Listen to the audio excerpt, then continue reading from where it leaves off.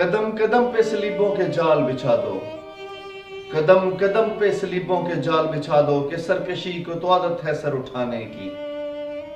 شریک جرم نہ ہوتے تو مخبری کرتے، شریک جرم نہ ہوتے تو مخبری کرتے، ہمیں خبر ہے لٹیروں کے ہر ٹھکانے۔ السلام علیکم، میں ہوں عتیق اسلام۔ معزز ناظرین، اسرائیل کو تسلیم کرنے کے حوالے سے پاکستان کو پریشرائز کرنے کے لیے عالمی طاقتوں اور خطے کی دیگر معاون قوتوں نے سر جوڑ لیا ہے۔ پاکستان کے نیوز اینکرز اس حوالے سے اپنے یوٹیوب چینل اور اسرائیلیو انٹرنیشنل نیوز چینلز پر کھلم کھلا اسرائیل کو تسلیم کیے جانے کے حوالے سے ڈیبیٹ کا حصہ بن رہے ہیں۔ معزز ناظرین، گزشتہ عرصے میں اسرائیل کو تسلیم کیے جانے کے بعد پاکستان کو زرعی اور جدید ٹیکنالوجی سے لیس کرنے اور بہت بڑی امدادی رقم دینے اور قرضے معاف کیے جانے کی اطلاعات زیر گردش ہیں، لیکن یہاں یہ سوال غور طلب ہے کہ دجال کے بارے میں کھلم کھلا ٹاک شوز میں ڈیبیٹ کرنے والا اسرائیلی میڈیا پاکستان کے اینکرز کو دجال کے انعامات اور جدید ٹیکنالوجی سے لیس کرنے کے سہانے خواب کیوں دکھا رہا ہے؟ کیونکہ وہ سمجھتے ہیں کہ پاکستان کے نیوز اینکرز کے لاکھوں فالورز اسرائیل کو تسلیم کرنے کے بیانیے کو پھیلانے میں اہم کردار ادا کر سکتے ہیں۔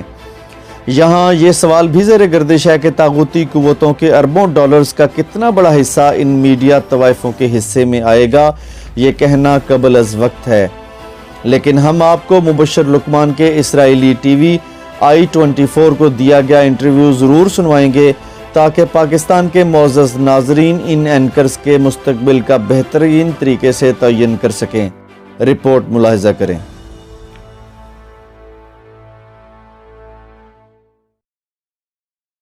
مبشر لقمان، thank you so much for joining us on i24 News۔ Mubashir Luqman, i24 news پر ہمارے ساتھ شامل ہونے کا بہت بہت شکریہ۔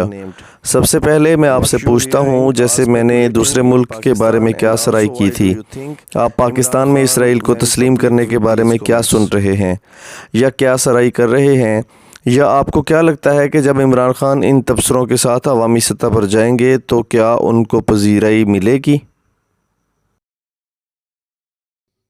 Well, first of all, thank you very much for having me, and I can tell you one thing that I have no doubt in my analysis. سب سے پہلے مجھے بلانے کا بہت بہت شکریہ، اور میں آپ کو ایک بات بتا سکتا ہوں کہ مجھے اپنے تجزیے میں کوئی شک نہیں ہے کہ دوسرا ملک جس کی بات کی جا رہی ہے وہ سعودی عرب ہے، اور آپ کو نظر نہیں آتا کہ صرف 4 ممالک ہیں جنہوں نے ایسا کیا ہے۔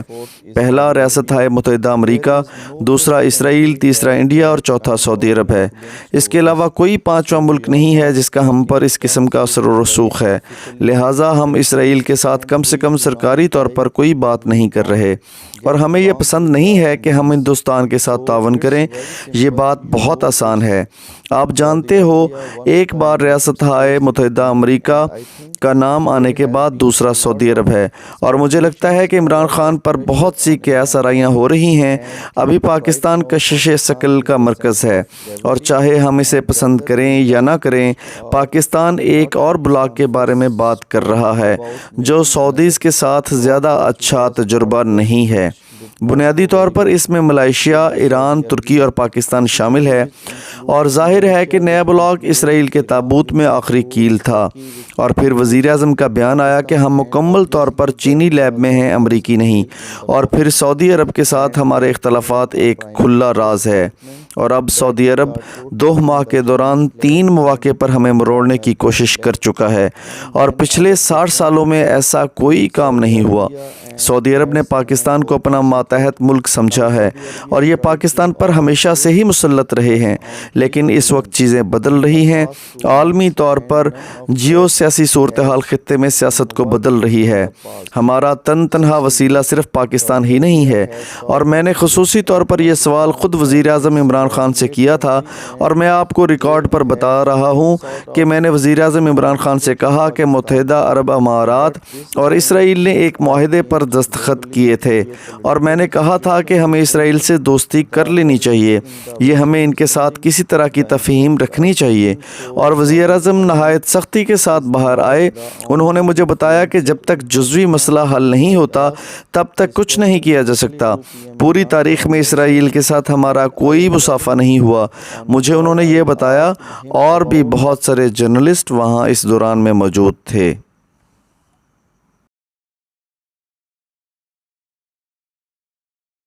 جی ناظرین، اس ساری گفتگو میں مبشر لقمان کی طرف سے سب سے اہم پہلو وزیر اعظم سے کیا گیا وہ سوال تھا کہ جو انہوں نے اسرائیلی میڈیا پر دہرایا کہ ہمیں اسرائیل سے دوستی کر لینی چاہیے یا ہمیں ان کے ساتھ کسی طرح کی تفہیم رکھنی چاہیے۔ میں اپنے پروگرام کا اختتام اس بات پر کرنا چاہوں گا کہ ہمیں اپنے درمیان چھپے غدار تلاش کرنے ہوں گے اس سے پہلے کہ بہت دیر ہو جائے۔